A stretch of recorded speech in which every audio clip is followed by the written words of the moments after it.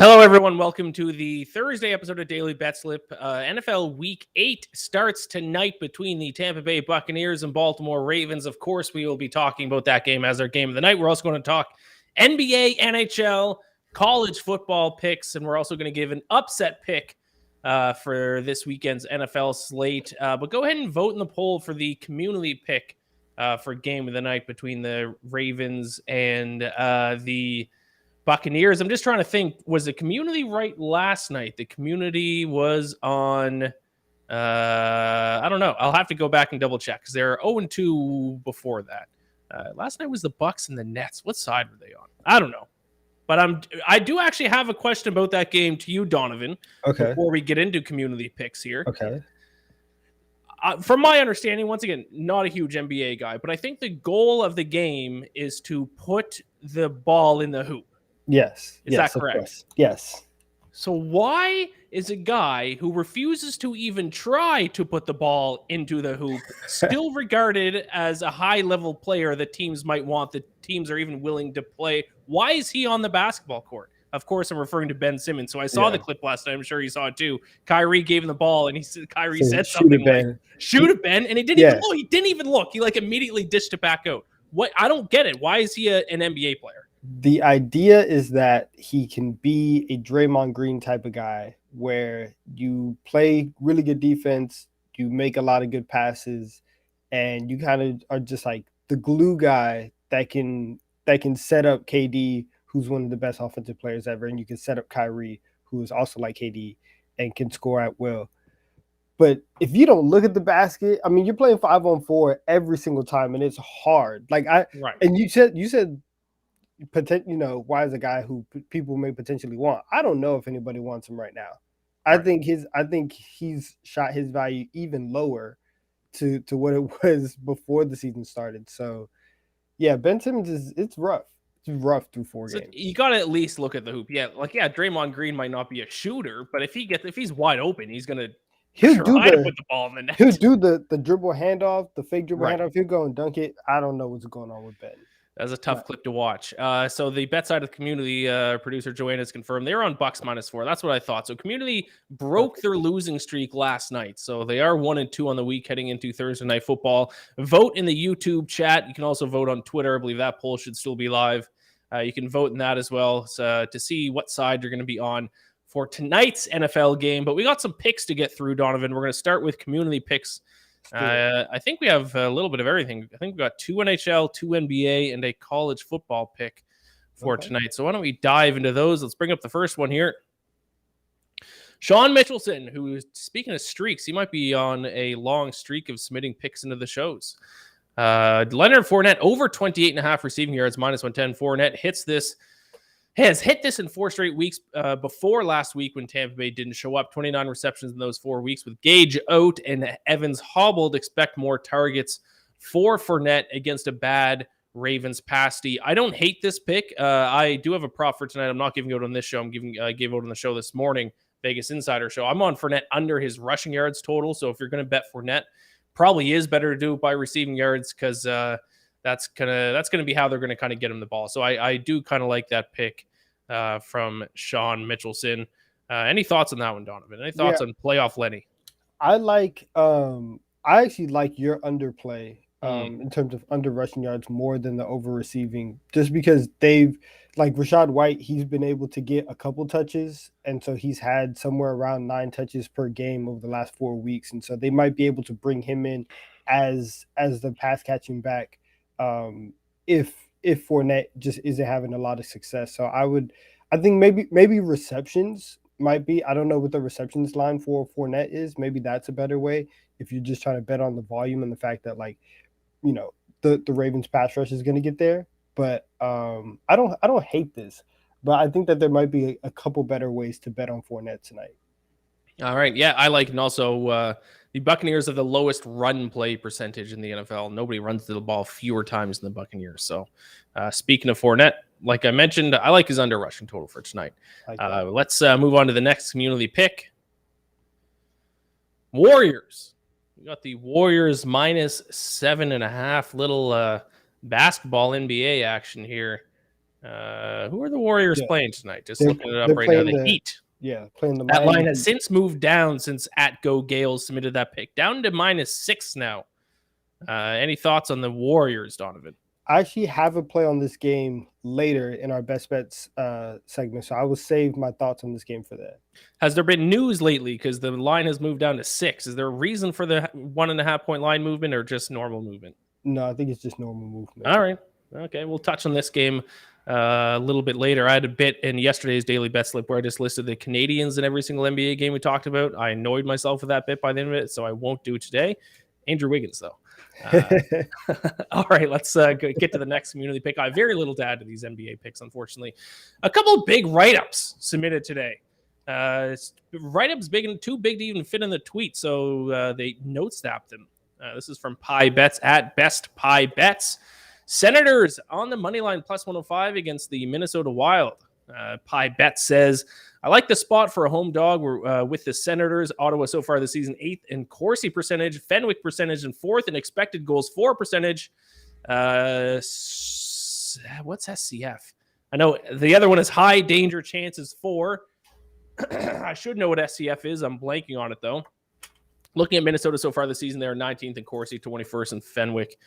19th in expected goals for, 20th in SCF, 23rd in high danger. This guy is speaking my language with all these advanced analytics here. I like the spot as the Senators have won 4 of their last 5, and the Wild are coming off a win. I don't think there'll be any match for Ottawa if they can play how they have been this year. I'll take the home dog here as they try and continue their strong play.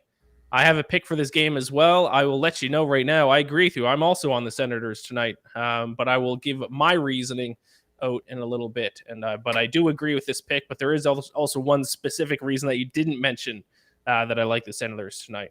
So I'll talk about that when I talk about that pick in a little bit. Donovan, any big time thoughts for a little hockey action tonight?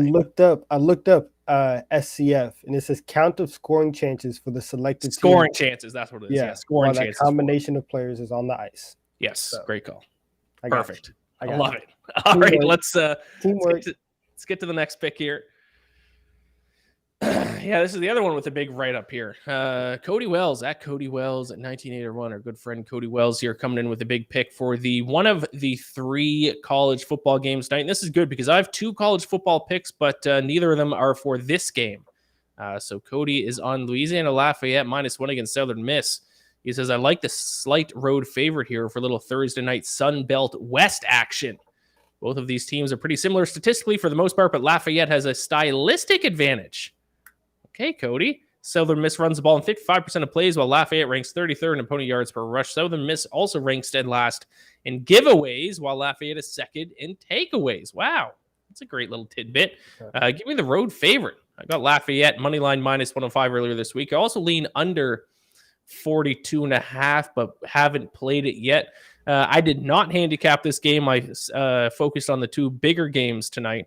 But I did look up over at BetSided, our college football expert, Reed Wallach. By the way, check out the early read after today's show. He wrote up a preview for this game. He's on the opposite side. He's on Southern Miss. So you got a little bit of a head-to-head, Cody Wells and Reed Wallach. And yes, producer Joanne did remind us, Cody does know his college football. Runner-up in the Bet U Bowl, or the Bet U competition last bowl season. I do remember that. Cody was winning.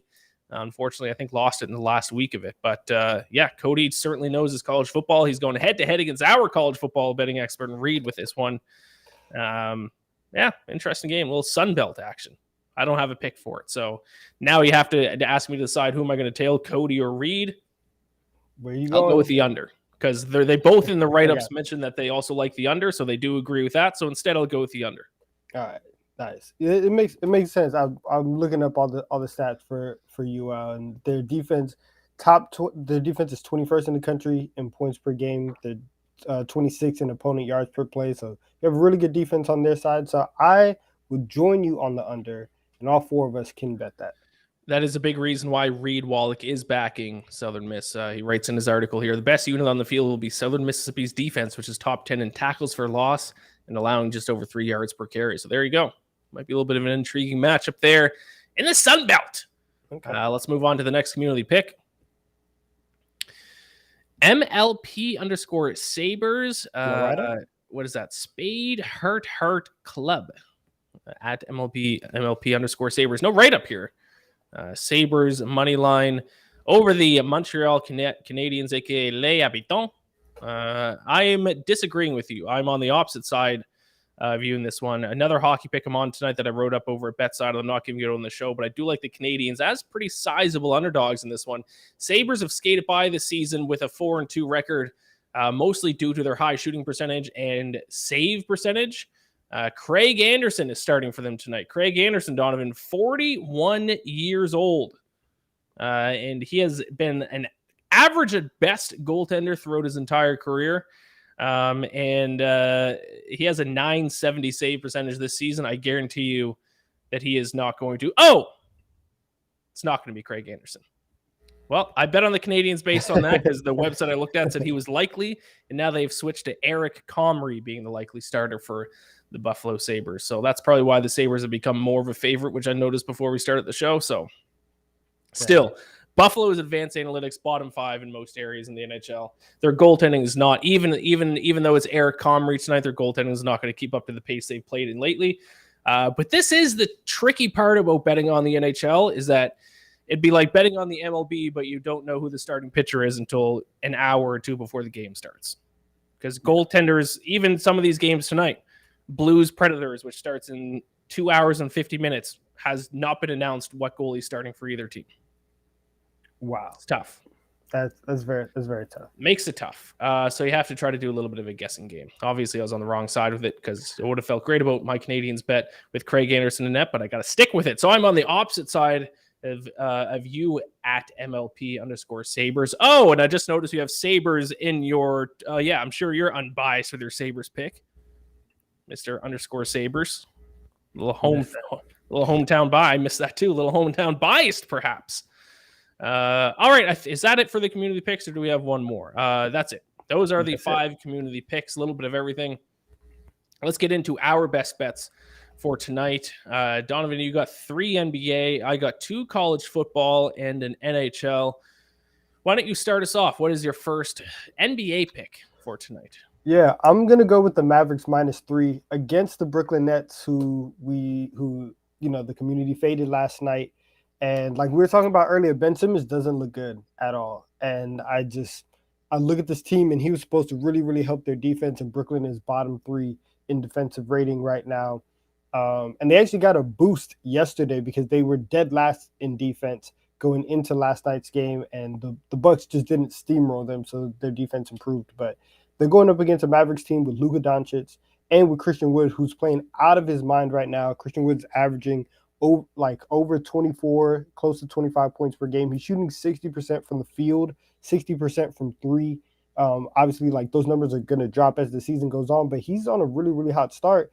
And Brooklyn doesn't have anybody on the interior that can consistently keep up with him. Nick Claxton he's a good player, he's a good defender, but the way that Christian Wood can score on the inside, even stretch the ball out to the 3-point line, I think that he's going to be a very, very successful person today. Also, one of my prop bet today in terms of our NBA roundtable, Christian Wood over 19.5 points against the Nets, who have a terrible defense. So we're just going to keep piling on Brooklyn, and they're going to have to prove to me that they can win some games, because until then, I'm just going to fade them. As you were giving out that pick, Donovan, I tweeted out this afternoon looking for everyone's best bets. We just got a late entry, so too late to bring it up on the screen, but at TP3 Bets just sent in the same pick, so he is on your side.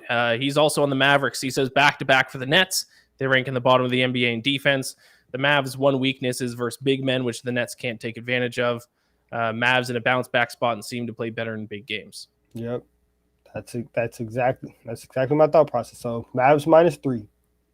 I won my first NBA bet of the season last night, Donovan. I took Brook Lopez over 5.5 rebounds against the Nets. Okay, that hit. How about that? A little Brook Lopez action. You on the prop bet wave again? Are you getting into NBA I've done prop 2. bets? I'm 1-1. Okay. Because when we do have an NBA game for game of the night, I'm forced against my will to bet on the NBA, so I stick to player props. I'm 1-1. Last night was plus money, so I'm slightly profitable. Nice. Boom. All right, I'll switch over to some college football here for my pick. Virginia Tech against NC State. I will take the points with Virginia Tech in this spot. When you look at the numbers, they are way too close to justify an almost 2-touchdown spread. For example, I won't list them all off, but the two biggest ones, yards per play, they rank 110th and 119th.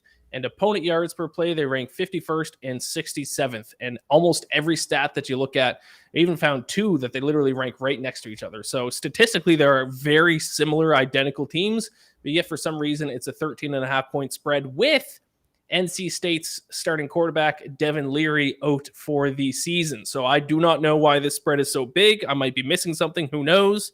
But I will take Virginia Tech plus 13.5. I think it's going to be a little bit of a defensive slugfest. I'd be shocked if NC State can pull out to a two-touchdown lead. So the Hokies. Okay. Plus I like 13.5. All right, let's switch back to NBA. What's your second NBA pick for tonight? Okay, so I'm going to go to the Warriors game that we talked about earlier. And so our guy, he liked the Warriors minus 7.5. I do not like that. I'm on the opposite side. I'm taking the Heat plus 7.5 for a couple reasons. So one, Golden State, who normally, even throughout this entire dynastic run, they are powered by their defense. They are currently 24th in defensive rating right now. And 7.5 is a lot. It's a lot of points between two really good teams. And outside of the first game of the year, where the Warriors played the Lakers, Golden State has not covered yet this year. Miami, last year, when they were at least a 7.5-point underdog, they were 5-0 against the spread, 4-1 straight up, and 20-11 against the spread as an underdog overall. This is a really good Miami team, really experienced. I don't think that Golden State they're just not clicking yet, and so I think this is too early in the season to back them as this much of a favorite over a really good team like Miami. There you go, Heat plus 7.5 against the Warriors. Fun fact: I used to call myself a Heat fan. I was a big Dwayne Wade fan back in the day, back when he let him do championship. For some reason that year, that playoffs, I just randomly got into NBA quite a bit and became a big Dwayne Wade fan. All right, let's switch back to college football. The other game, there was 3 games tonight. We've talked about 2 of them already, one of them being from Cody in the community picks, and then I gave out a pick for Virginia Tech and NC State. The other one that we got going on tonight is Utah against Washington State. And I will take the over in this one. Over 56.5 between Utah and Washington State. Utah, already a high-scoring offense. I don't really need to make too big of a case for them to go over the total tonight. 17th in points per play. So they get a ton of points per play. They are a very high-powered offense, and they're going up against Washington State, who has the third highest passing play percentage. 63.46% of their plays are passing plays.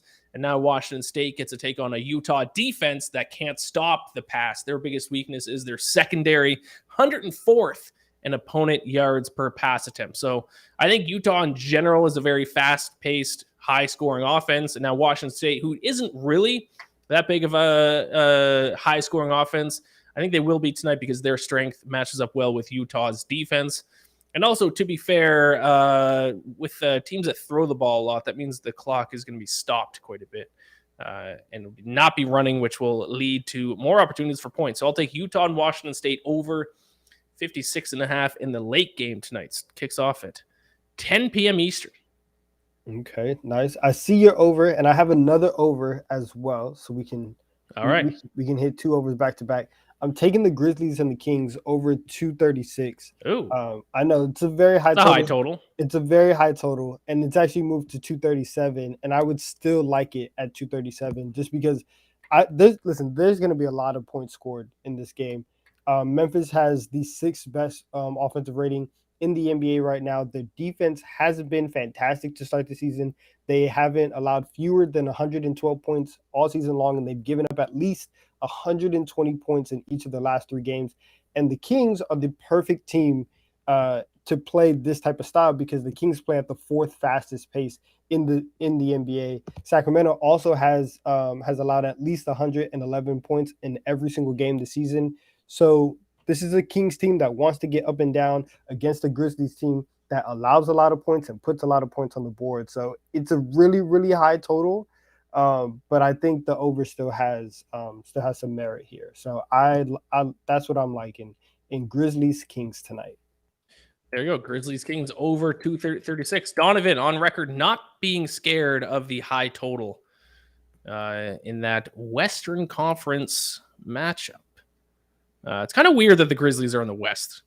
They're Memphis. That's an Eastern city, isn't it? They're in the Eastern time zone. Oh, okay. Interesting. Are there any other West Coast team or West Conference teams that are in the Eastern time zone? No, I think that's the only one. Strange. That's why when I was saying it, like I know that they are in the Western Conference, but I was like, they're in East teams. Okay, strange. I guess you got to have an even number in both conferences. Someone's got to be over there.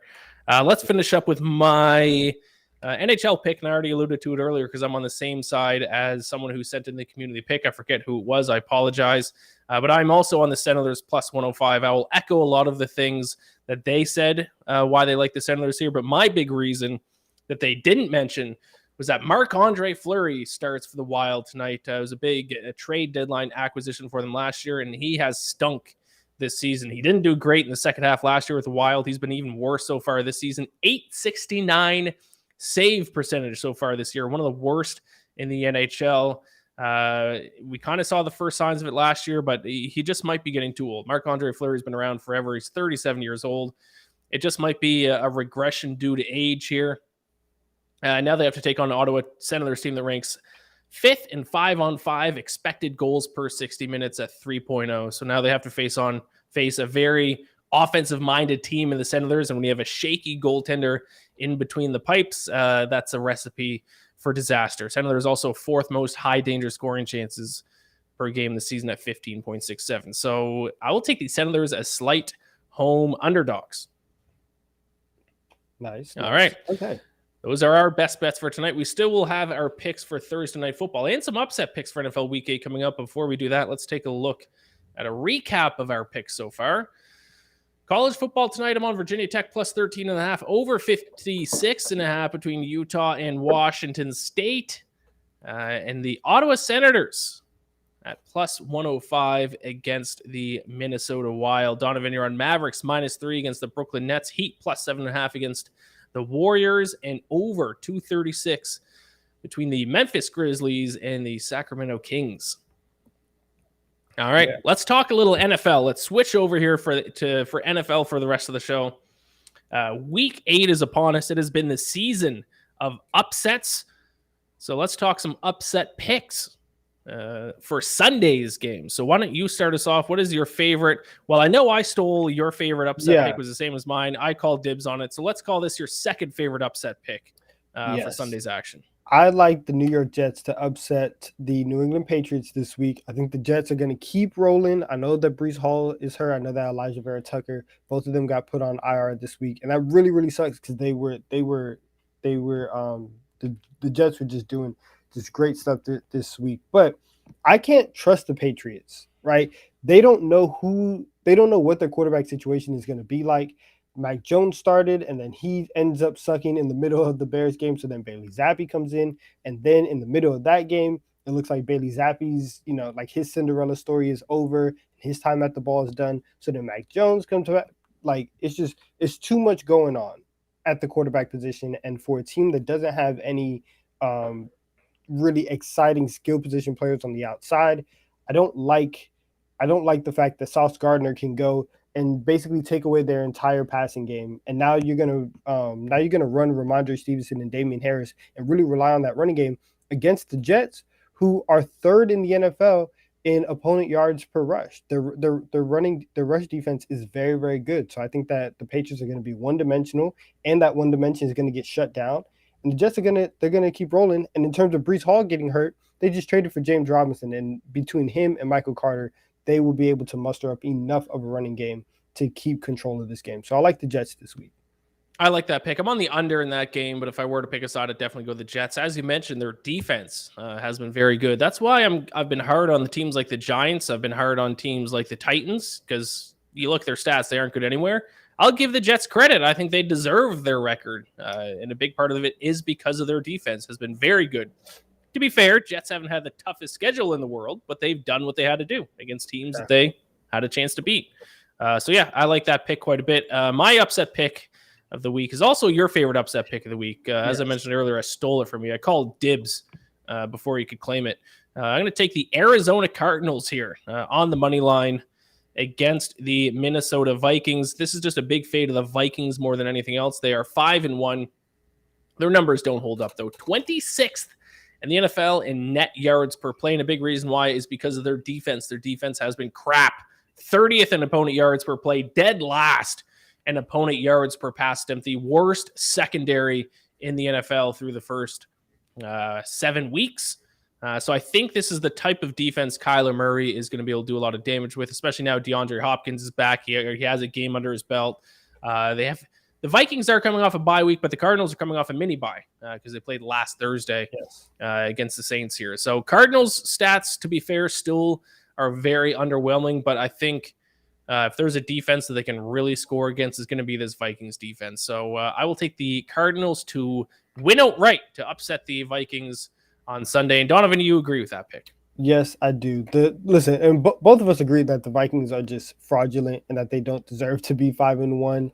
And their wins have come against all of their wins have come against teams with losing records, except for the game against the Dolphins when they played against Teddy Bridgewater and Skylar Thompson in that game. And the one time that they played a team with a winning record against the Philadelphia Eagles, they lost by 17.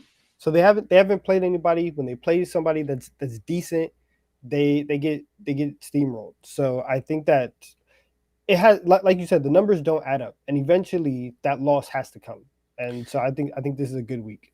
Yeah, they almost lost to a Lions team. They needed a 10 unanswered late in the game to come back and beat the Lions, and then lost big to the Eagles. Fly, Eagles, fly. We're going to the Super Bowl. Listen, every time I'm on and anytime the Eagles are mentioned, I'm going to let you know we're going to the Super Bowl. We just traded for Robert Quinn. The D-line is refreshed. We're looking like 2017 all over again. It's beautiful. All right, let's talk game of the night. It is the Tampa Bay Buccaneers against the Baltimore Ravens. We've seen some crazy line movement in this game because the Ravens opened as 1.5-point underdogs. The line then flipped. They got all the way up to 2-point favorites, and now the line has gone all the way back, and now they're 1.5, even 2-point underdogs in some places. So I got them at plus 1.5 on Sunday when the line opened. Then I thought I was sitting pretty. I thought I had a great line when the Ravens were then favorites. But at the end of the day, by the time the game kicks off, I'm actually going to have a bad line at plus 1.5. I should have waited, and I guess I could have got 2. But regardless, I am on the Ravens here. This is just going to fade the Buccaneers. I can't bet on the Buccaneers until they show me that they can play better than what they have so far this season. 26th in yards per play. That's fewer yards per play this season than teams like the Denver Broncos, and teams like the Houston Texans, and teams like the Carolina Panthers, who they scored 3 points against last week. I have no interest in betting on Tampa Bay. And also, they have kind of struggled to stop the run lately, 16th in opponent yards per carry. But the big issue with the Buccaneers, which I think has actually been the biggest cause for all of their losses and their poor play, is third down and red zone performance. Third down offense, they're 26th. Red zone offense, they're 26th. Third down defense, they're 24th. Red zone defense, they're 31st. Ravens 9th, 12th, 9th, and 26th in those categories. So I think the Ravens are the better team. I took the 1.5 point with the Ravens. I did not go money line. I just had a funny feeling it might be a field goal game. That 1.5 might come into handy. I don't think it is. I'm taking the money line. I respect it. I'm taking the Ravens on the money line for everything that you just said. Is that the strength of this Buccaneers defense and the strength of this team has been their ability to defend the run, and they've really struggled. And they've let PJ Walker, Mitch Trubisky, and Kenny Pickett really dime them up over the last 2 weeks. And that's really concerning going against Lamar Jackson. And then the fact that you can't stop the run against Lamar Jackson and Gus Edwards, who looked really good last week, that's very concerning. So I think that Baltimore is going to be able to come in. They're going to be able to do what they do and run the ball, get the win. And even last week's game against the Browns, Baltimore should have had that game by a wider margin. They get the fumble at the end. Cleveland is able to make a game out of it. But Baltimore was very much in control of that game down the end, down the stretch. So I think that if they don't fumble the ball in the red zone with 2 minutes left tonight, they might be able to win this by maybe even more than a field goal. Yeah, Baltimore fumbling that the run late in the game against the Browns last week cost me the over. So I'm kind of angry at the Ravens for that. Do you have any comment about Lamar Jackson and his play lately? It hasn't been good, and he's lost himself a little bit of money because after the first 3 games, we thought that he was going to get the biggest bag in NFL history. Right. And now it's and kind of then, flipped. Yeah, I guess Mahomes aside, but I don't know. He has to throw 2 touchdown passes. He hasn't thrown 2 touchdown passes in the last 4 weeks of the season. I know he has some injuries in the pass catching core with Mark Andrews, and he's still questionable to play tonight. But this is what MVPs are supposed to do. You're supposed to be able to raise the level of your team. You're supposed to be able to go on the road and get wins. And so Lamar needs to step up, and he needs to win this game. I think this is an extremely important game for Lamar Jackson. Primetime football spot, Thursday night football. Hasn't been good in the past couple of games. I think if the Ravens win big, I think they might go on a little run here. I feel like this is a very pivotal game in the Ravens season. Especially considering what happened last year on Thursday Night Football against the Dolphins, and they were big favorites against the Dolphins on the road. Same situation, obviously, like not the line, but on the road Thursday Night Football. You're supposed to win that game. It doesn't happen. You have a chance this year to kind of make up for that. So I'm very curious to see what Lamar looks like tonight. So there you go. There is our show for today. We didn't talk about the biggest sporting event of the entire weekend. That everyone has had circled on their calendars for a long, long time. Donovan, curious your pick for this. Jake Paul against Anderson Silva. Okay, got it. I don't know. I'm gonna be honest. I think Silva should win because I want to fade Jake Paul every single time. But you just feel like they're throwing money under the table, and like these matches, just the way that guys are. You think it might be fixed? The way the guys are falling, it just feels weird. He can't be this good of a boxer. He stepped into the ring a couple. Come on now. I see. I don't think they're fixed, but I actually think Jake Paul, for someone who just started like 4 or 5 years ago boxing, he actually has some talent. The thing is, he's become an expert at picking his opponents. He went from fighting a YouTuber to fighting Nate Robinson to fighting Ben Askren, who was, yes, a UFC fighter, but he was notorious for being a terrible striker. Mm-hmm. He was a wrestler. And then he fought Tyron Woodley, who's so deep inside his own head. And like his last 5 UFC fights, he got destroyed because he's like too scared to throw punch. And now he's fighting Anderson Silva, who some people say is the greatest UFC fighter of all time, but he's like 86 years old. So like he's an expert at picking his opponents. Out here fighting old men. Like it's not. I don't want to bet him. Eventually, like it's just like eventually he has to get beat. I'm not even saying knocked out, but he has to get beat because I know he is not this good. He can't be this good. Well, the first time he fights an actual boxer, he's going to lose. Luke Schill, chimes in the chat. He agrees. He says the mob is still a real thing. The mob has it fixed.